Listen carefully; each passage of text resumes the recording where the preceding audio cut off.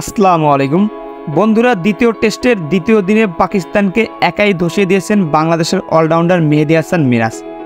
ব্যক্তিগত 5 উইকেট নিয়েছেন এই ক্রিকেটার।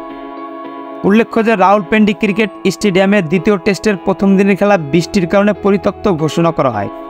এরপরে খেলাটি গড়ায় দ্বিতীয় দিনে প্রথমে টস জিতে বোলিংয়ের সিদ্ধান্ত নেয় বাংলাদেশের অধিনায়ক নাজমুল হোসেন শান্ত। এরপরে যখন খেলা শুরু হয়, প্রথম ওভারেই বল তুলে দেন তাসকিন আহমেদের হাতে।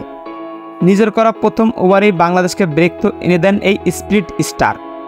তাসকিনের করা শেষ ডেলিভারিটি চোখেই দেখতে পারেনি আবদুল্লাহ শফিক, তাই তো বলটি সরাসরি স্টাম্পে আঘাত হানলে বোল্ড হয়ে যান আবদুল্লাহ শফিক। এর ফলে ব্যক্তিগত 0 রানেই প্যাভিলিয়নে ফিরে যান এই ক্রিকেটার। এরপর অবশ্য পাকিস্তানের হাল ধরেছিলেন সায়ম আইয়ুব ও সান মাসুদ। এই দুই ক্রিকেটারের জুটিতে ভালোই এগোচ্ছিল পাকিস্তান, তবে শেষ পর্যন্ত সান মাসুদ ধরা খান মেহেদী হাসান মিরাজের এলবিডব্লিউর ফাঁদে। মেহেদী হাসান মিরাজের ওই ডেলিভারিটি পুল করতে গেলে এলবিডব্লিউর ফাঁদে পড়ে যান সান মাসুদ।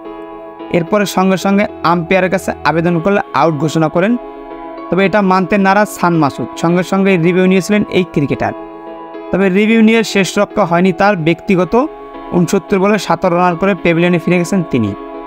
এরপর ক্রিজে আসেন বাবর আজম ও সায়ম আইয়ুব দুজনেই পাকিস্তানকে বড় রানের সংগ্রহের ইঙ্গিত দেন, তবে শেষ পর্যন্ত সায়ম আইয়ুবকে ফিরিয়ে দিয়েছেন সেই মেহেদী হাসান মিরাজ।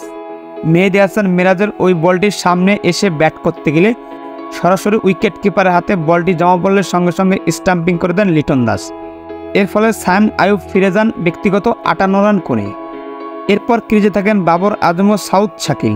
এই দুইজন পাকিস্তান স্কোরবোর্ডে রান জমা করার চেষ্টা করেন, তবে শেষ পর্যন্ত বাবর আজমকে ফিরিয়ে দেন সাকিব আল হাসান। অন্যদিকে সাউদ শাকিল ধরা পড়েন তাসকিন আহমেদের বলে। তবে পাকিস্তানের শেষ ভরসা ছিল মোহাম্মদ রেজওয়ান। আগের ম্যাচে খেলা 171 রানের রেজওয়ানকে ফিরিয়ে দিয়েছেন নাহিদ রানার ওই বলটি হাঁকাতে গেলে ক্যাচ তুলে দেন মোহাম্মদ রেজওয়ান।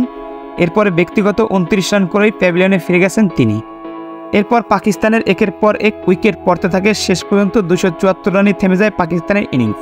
এদিন বাংলাদেশের হয়ে দুর্দান্ত বোলিং করেছেন তাসকিন আহমেদ ও মেহেদী হাসান মিরাজ। তাসকিন আহমেদ 3 উইকেট, পাশাপাশি মেহেদী হাসান মিরাজ নিয়েছেন 5 উইকেট। আর 274 রানে পাকিস্তানের ইনিংস শেষ হলে ব্যাট করতে নামে বাংলাদেশ। স্কোরবোর্ডে 10 রান তুলতেই দ্বিতীয় দিনের খেলা শেষ হয়ে যায়।